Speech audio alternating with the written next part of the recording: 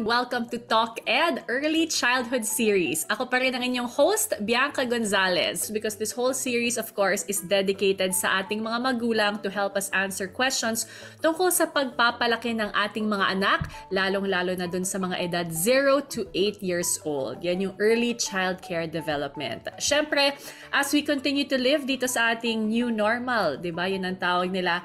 Ang dami nating pag-a-adjust bilang mga magulang at siyempre, yung mga anak natin, sobrang daming adjustment din. Especially, sino dito ang mga parents na face-to-face na muli? Ang mga kids sa school, mag-comment kayo dito kung face-to-face na din ang mga anak ninyo. Ako, ang aking dalawang anak, 6 years old at 3 years old, back to face-to-face na. Sobrang saya nila. Pero syempre, pag nasa school na sila, hindi na natin sila nababantayan, hindi na natin alam, 'di ba? So I'm sure ang dami nating mga concerns ng mga parents, natututo ba sila, nakaka-keep up ba sila, nakaka-catch up ba sila? So lahat ng pag-uusapan natin today. Paano ba sila matutulungan to keep up, to catch up dun sa mga lessons sa school, and lalo na sa mga pagkakataon na meron silang mga lessons na hindi nila nakukuha. Parang hindi sila nakaka-catch up dun sa natututunan ng mga classmates nila, di ba? Ano ang gagawin natin? O kaya, kung may nagagawa silang hindi nating nagustuhan, di ba? Paano ba natin i-deal yun bilang mga magulang? Alam ko nakaka-frustrate ito, lalo na kapag magulang, di ba? Medyo minsan paulit-ulit tayo ng mga reminders, pagtuturo. Tama ba yon? Ano bang pwede natin gawin bilang mga magulang? Pag-uusapan natin yan ngayong gabi. And eto na, ipapakilala ko ang ating talk and expert for tonight. This is a very special episode, as in super special to the max, dahil ang makakasama natin ay mismong ang President and Executive Director ng Knowledge Channel Foundation. So let's all give a warm welcome to Miss Rina Lopez. Hello. Hi, Bianca. Hello, everyone. Hi, Thank you Miss so much Rina. for having me here on Talk Ed. Thank you also. Parang kailan lang na nag-meeting tayo, Miss Rina, and you really said na importante sa'yo for Knowledge Channel to reach yung mga mas bata naman. Kasi usually ang nasa Knowledge Channel, diba, for grade school, for upper grade school. Pero kasing importante yung early years, itong early child care development. Yes, yeah. It's really very important, and I feel that it's just as important, or even more so, because this is the foundation, Yes. of learning and of growing, and it's a time when the brain, the brain develops the fastest. Yes. Pinakamabilis. Parang sponge yung mga bata, 'di ba, at this age, itong early childcare. Right. So to everyone listening, I did mention na si Miss Rina ay ang Executive Director ng Knowledge Channel. And Miss Rina, you've been championing education for 24 years now dito sa Knowledge Channel. Backtrack lang tayo ng konti. How did this all start? What is the story? Well, it started, back in 1999. I was actually working with Sky Cable, and I wanted to, together with the co-founder Carlo Catubak, to help, the students, to learn better through video lessons. So we started it. We set up the Knowledge Channel, placed the Knowledge Channel in public schools within the franchise areas of Sky Cable. Pero sabi namin, nako, ang dami pang mga bata na hindi nakaabot ng cable or ng channel na ito. So in-expand namin, through cable, through satellite, kung paano, however we could get to the schools and the homes, that's how we, expanded. And and since then, we've been able to bring the Knowledge Channel to public schools, homes and communities on air, on TV, online, sa internet, kagaya ngayon. Tapos yung sa offline, no? Meron kaming mga portable media libraries, Knowledge TV, no? And ngayon, meron kaming School Anywhere program, no, or campaign. And that's part of, the whole program of Knowledge Channel.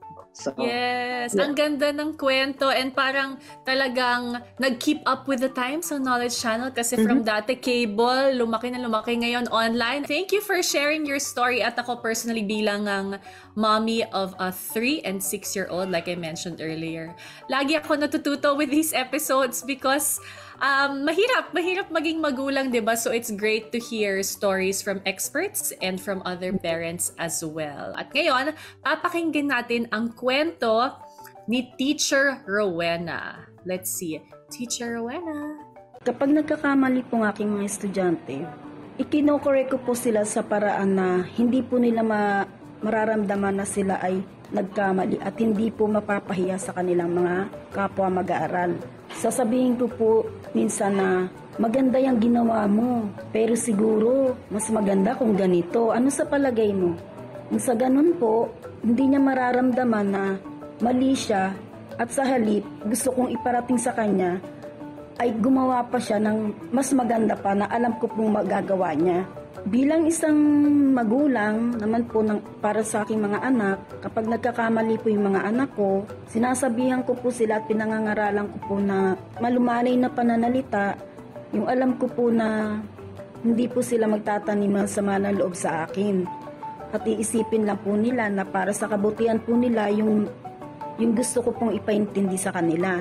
At sinasabi ko po na hindi nila yung dapat ginawa, mali yun, at wag na sanang uulitin sa mga susunod na araw. So I guess that's why our topic today, featuring you, is about growth mindset. So I know this is a big word, so please try to break it down for us. Ano po ba, Miss Rina, itong growth mindset?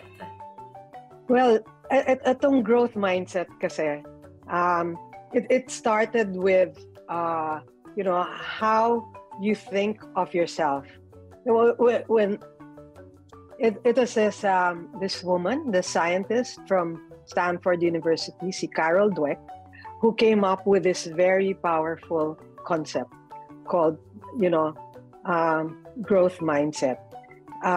Because they studied the behavior of thousands and thousands of children, no, and so on their abilities, no, and on how they think they can learn better, what makes them learn better, no, and she asked, actually, what are the consequences of thinking that your intelligence or your personality is something you can develop, as opposed to something that's fixed or innate, no? And so kapag iniisip mo your intelligence, no, pwede ba itong ma-develop o hindi, di ba? So that really started them, with this, and they coined the terms growth mindset and fixed mindset.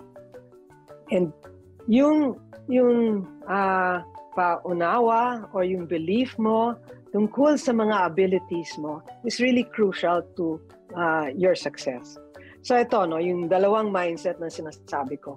Yung fixed mindset ay yung iniisip mo na yung ability mo, yung mga pwede mong gawin, hindi mapalitan, hindi maging mas mabuti o ma-improve, no? Yung growth mindset naman, yung iniisip mo or yung belief mo, pwedeng mag-change, no? At alam nyo, yung studies upon studies, kasi ngayon, because of technology, they're able to study the brain, no?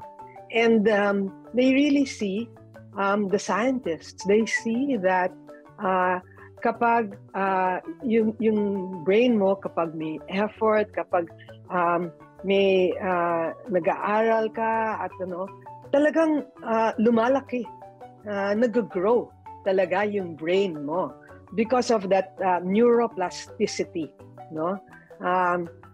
Talagang mas maraming synapses, mas maraming connection sa brain, neural connections sa brain, no?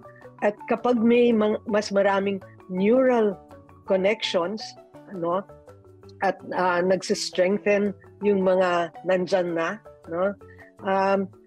Talagang nag-grow kapag pinapractice mo, no? So, yan yung diferensya ng dalawang mindset, no? Itong dalawang mindset, importante kasi, no, na sinasabi nila na yung kapag may fixed mindset ka, no, it looks there's a desire to look you have a desire to look smart, and therefore a tendency kapag may challenges to avoid challenges, to give up easily.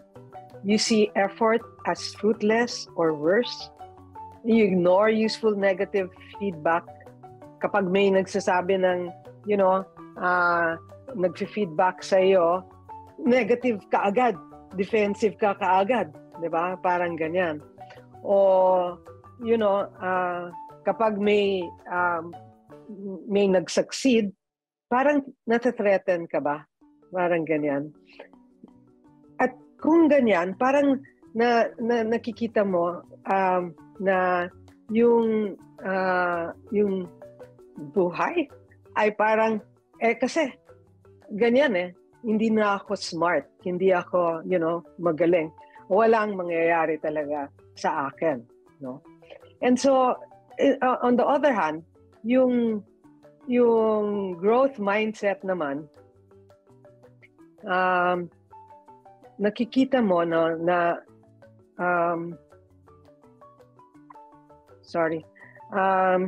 yung it's here on our chart. I see that. Tama po ba, Ms. Rina? This blue one on the left, yan yung fixed mindset. Fixed mindset. Yung green na parang it's growing bigger, it's the growth mindset. Oo. So yan, you embrace challenges. Kapag may challenge, talagang sige,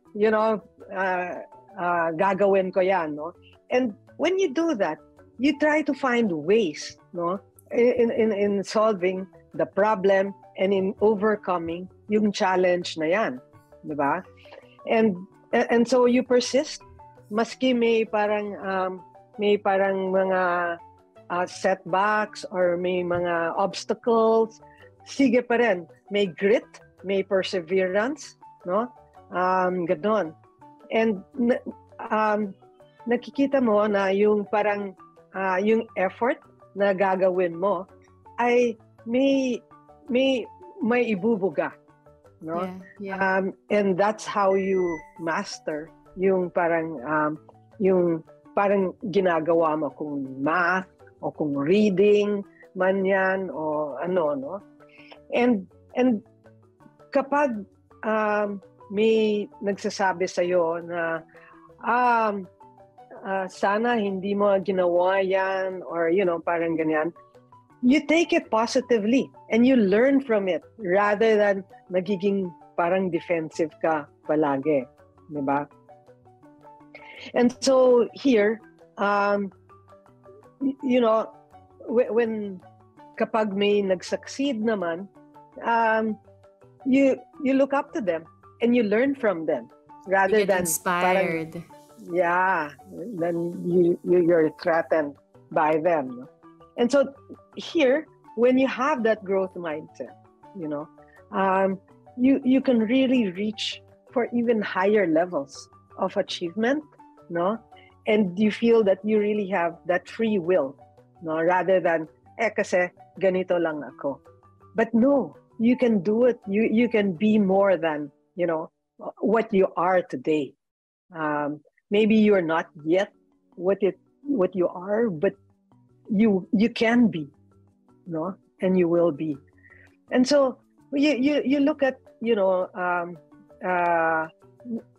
when you look at problems, no, there are two ways of thinking about it, no. One is, are you not smart enough to solve it, or have you just not solved it yet? So that is the power of yet. Yung hindi pa. In question kasi is, matalino ba ako na pwede kong isolve itong problema na ito? Or yung ikalawa, baka hindi pa lang ako nakasolve nito, pero baka I can. Yan yung yet, di ba? Yan yung parang translation ng yet. Hindi pa. It's not hindi, but hindi pa. Parang ganyan, no? Yeah. So, like as teachers, no, or even parents, no, when you imagine yung paggrado ng mga estudyante, di ba?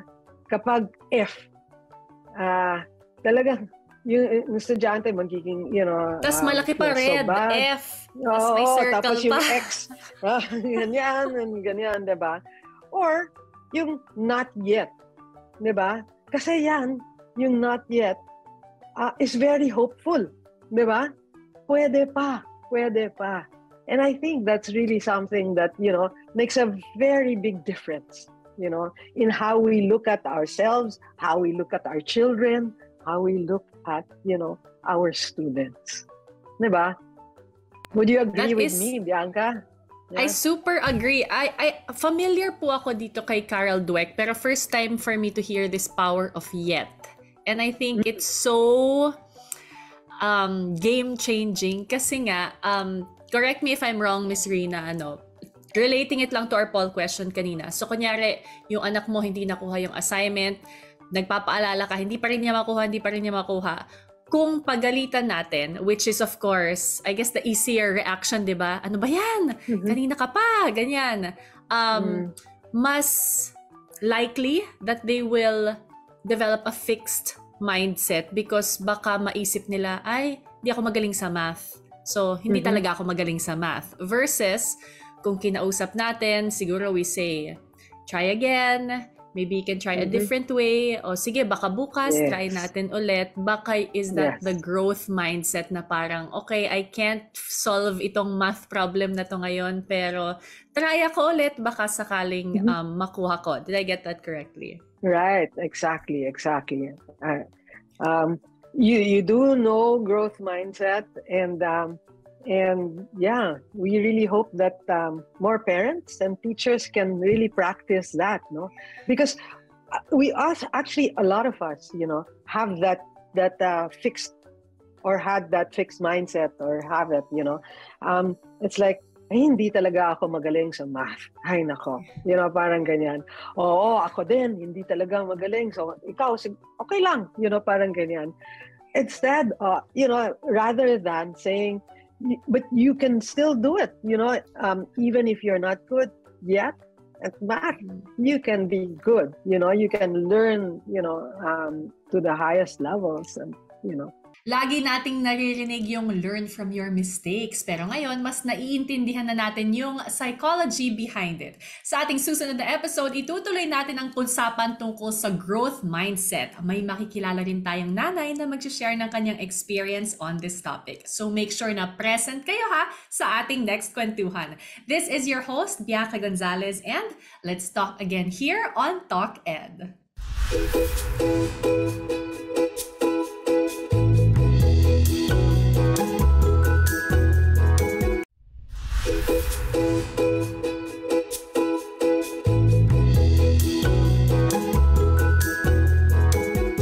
Narinig natin ang kwento ni Teacher Rowena at nakita rin natin kung paano nakatulong sa kanya bilang guro at nanay ang pagiging advocate ng growth mindset. Today, we'll continue to discuss this kasama naman ang isa pang nanay na gustong magbahagi ng kanyang karanasan sa topic na ito.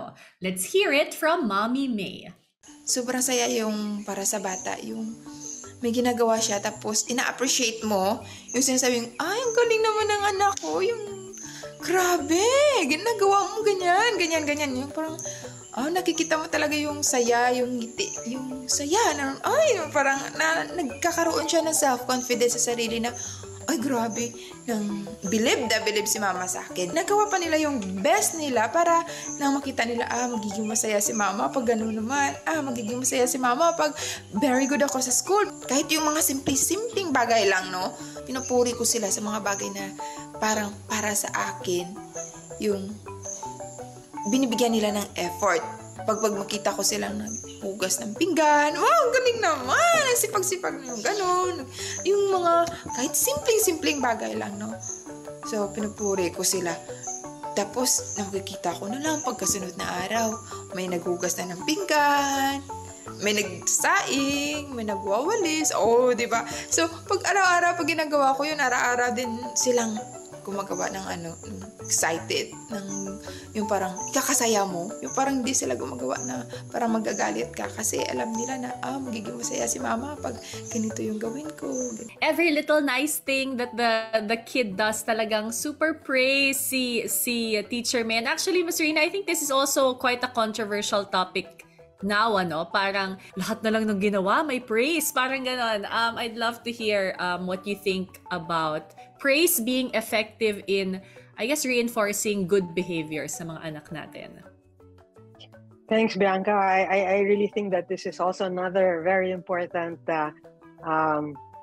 learning that we had, and praise is important. But it's not praising yung talino ng tao or yung likas na talento, no?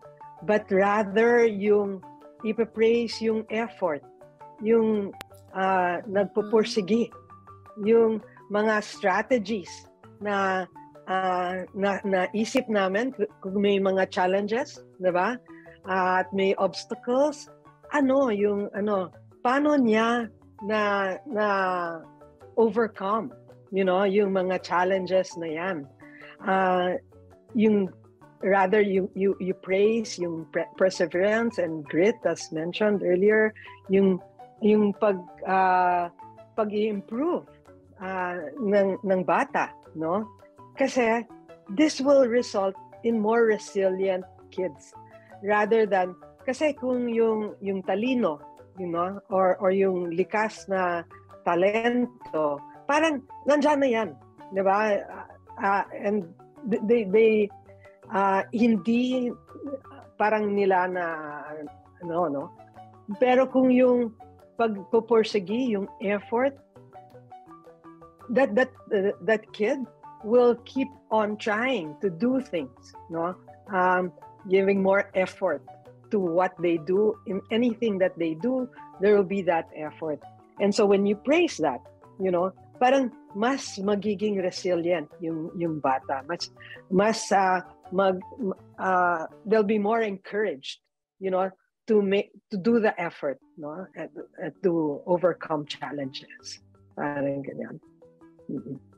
Yun pala yon, intelligence versus process praise. This is so important kasi parang I remember, like, even on the movies we watched growing up or in the series, it was always like, ay, talino ng anak ko. Di ba parang the lines like we heard growing up were like that. And even us growing up, that's what we'd hear from titas, from parents. But ang laking difference nung praising nga yung talino or galing versus kung ano yung, I guess yun nga, that you said, yung grit, yung perseverance, yung parang, grabe, alam kong pinagpaguran mo mag-practice sa ganito. Exactly. A huge difference.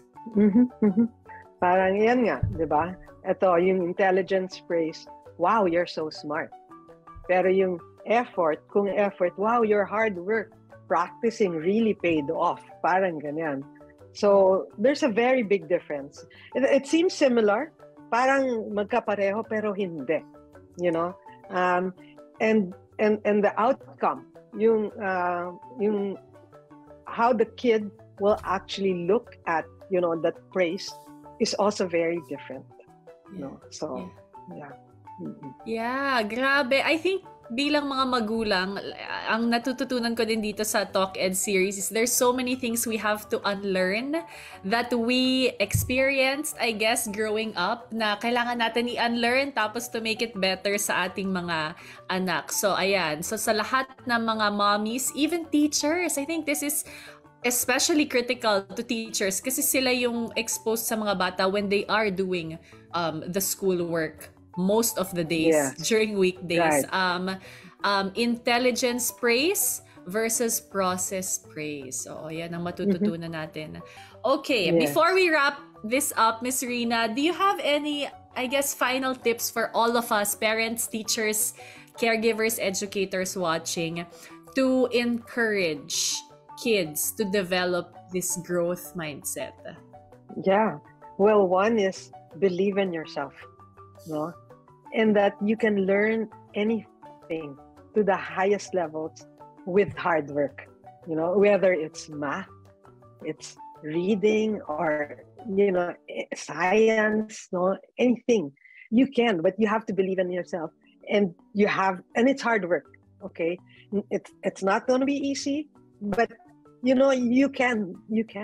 And there will be rewards, you know, for that later on. And yeah, for me, that's one thing.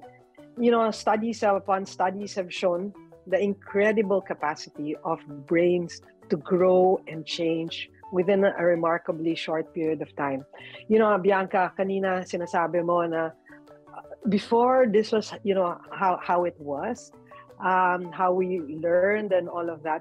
But that's also because, like, now it's different because we've also been able to study the brain. And with the brain, we see, you know, the activities inside the brain, what happens when you're fixed, when you have a fixed mindset, what happens when you have a growth mindset, no, and all of this. And coming up with that concept, also, they learned that the brain, they call neuroplasticity, or that it can grow, you know, synapses form and all of that, as long as you use it, no, and you just keep doing it, practicing, and, you know, all of that, no. So there is that, no.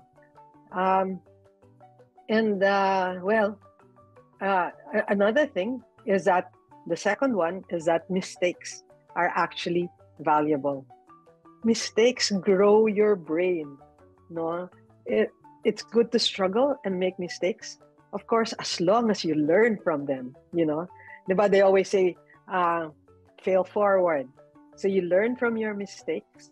But actually, when you make a mistake, you know, like in math, or, you know, synapses fire. 2 synapses fire, actually, in your brain. So it grows your brain. So this is what they've studied also and seen, you know, when they do the brain, when they study the brain, and so it's important. So when you have that F there, you know, as long as you're able to tell the kids it's okay to make a mistake, but you know, you learn from your mistakes, and, you know, all of that.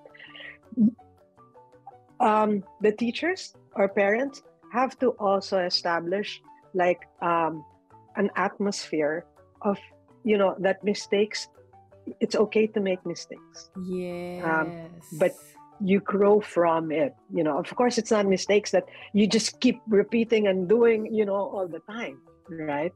And don't learn from it. But it's something that you can use. If I make a mistake now, but I learn from it, right? And so that is really very important, no? If you see here, also, in that slide, no, the fixed mindset, in the growth mindset brain, it really works harder, and so there you can know that synapses form, and all of that. And so it's really important to have to keep having a growth mindset. When you have a growth mindset, it doesn't mean that you have a growth mindset in everything that you do. Sometimes in certain aspects of your life, you have a growth mindset, sometimes a fixed mindset, but it's always trying to, work at having more of a growth mindset in all aspects of your life. Sometimes you backslide, but it's okay.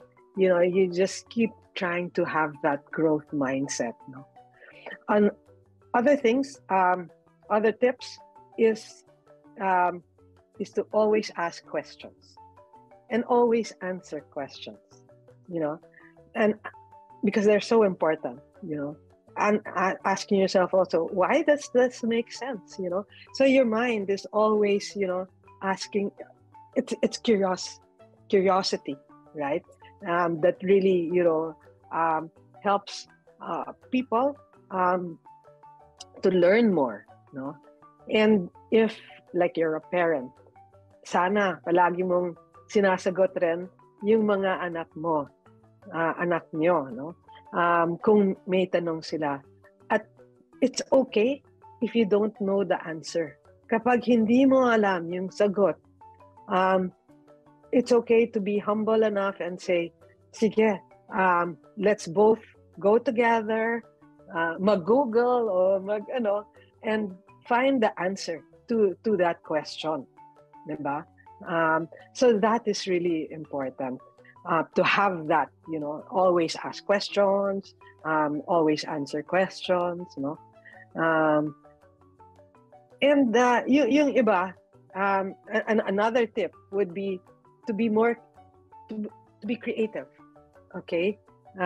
Growth mindset is about being creative. When you're faced with obstacles or challenges, sige, anong pwede natin gawin para maiba yung outcome, diba? So it's really being that creative.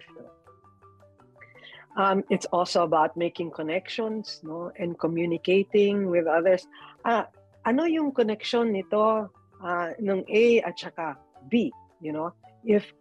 If I know these connections and I'm able to communicate it, then that's also having like a growth mindset. No, other things, no, like sometimes we're so used to awarding yung pinakamabilis, okay? But sometimes yung pinakamabilis ay sometimes it's yung in depth of thinking is even more important than yung bilis, no? There's like a scientist, many scientists actually, not just this one particular one, but he's not that fast in thinking, but he thinks deeply about problems and is able to solve the problems, no? Even if it's not that fast. So even if in the real world, even if it's not fast, no, what's more important really is how deeply we think about things. And I guess the last one is learning is really more important than performing. So it's not so much how good you do in a test, but that you learn, what you're supposed to learn, what or should have learned for that test. So ito yung mga mga tips, no, na pwede natin that we can bring to our lives, no, and of course that the secret to life is effort, no, and we hope that our children will always learn, to have to always do things, you know, and have a lot of effort, no, and do effort in doing things. That is more important than the actual, you know, outcome. No, it's that effort, no, and of course, remembering the word yet. Okay, so it's not that you don't know it, but you don't know it yet. Yet. So that I just wanna just show a couple of more slides. You know, this guy, Albert Einstein. So he said, "I think and think for months and years. 99 times out of 100, I'm wrong, but the 100th time, I'm right." So it's, you know, that effort, persevere, you know, perseverance, grit, you know, and you will get it. You will get it. You know? And I guess the last one is, you know, our greatest weakness. The next slide, please. Our greatest weakness lies in giving up. The most certain way to success is always to try just one more time. Just one more time. Just one more time. Thank you so much, Bianca. Oh, thank you, Miss Rina. Very Pia Wurtzbach yung final point, di ba, ni Miss Rina? Kung hindi nag-try ng one more time and one more time si Pia Wurtzbach, hindi siya magiging Miss Universe 2015. I love that. Actually, sa lahat ng parents na nanonood, itong seminar yata na to ni Miss Rina ay hindi pang mga kids, kundi para sa atin. I think this applies totally to adults, not just to our kids. It's such an eye-opener na will always choose the growth mindset. And like you said, Miss Rina, may times na hindi eh. May times na mas fix tayo, may times na mag-backslide tayo. But I guess, andito tayo para i-remind ng isa't isa to keep pushing, to have that growth mindset. So thank you so much to everyone who joined us for today's Talk Ed. I'm sure ang dami nyo ding natutunan again. Very special tong episode na to because ang na-workshop ay hindi lang tayo para sa mga anak natin, kundi tayong parents, di ba? Because they say the best way our kids learn is what we show them, what we model to them. So, siguro yun ang isa pang foolproof way. If we show them what a growth mindset is with how we go about every day, di ba? Pag may hindi tayo makuhang tama, what's our attitude? That's what our kids will mimic. And I think there's so much value in keeping that growth mindset always with us. Thank you so much, Miss Rina. Any final words to everyone watching tonight? Well, watch Knowledge Channel. Learn from Knowledge Channel, and really, I believe that we can do this. No, we may not be there yet, but we will be. Yeah, and we'll be able to achieve so much together. So thank you so much again, Bianca, for giving me the time to talk about the growth mindset, and which I feel is really very powerful for all of us. No, in anything that we do. Whether it's in bringing up our kids or in even our challenges at work, you know, at home, and you know, all of that. So thank you so much. Thank you, Ms. Rina, for your time, for joining us today, and for sharing all of that about growth mindset. Maraming salamat. Bye, Bianca. Thank you, everyone, for listening. Thank you. So again, thank you so much to everyone for joining us tonight. Maraming salamat sa lahat ng sumama sa ating kwentuhan. And we will see you again in our next Talk Ed. Bye. Good night.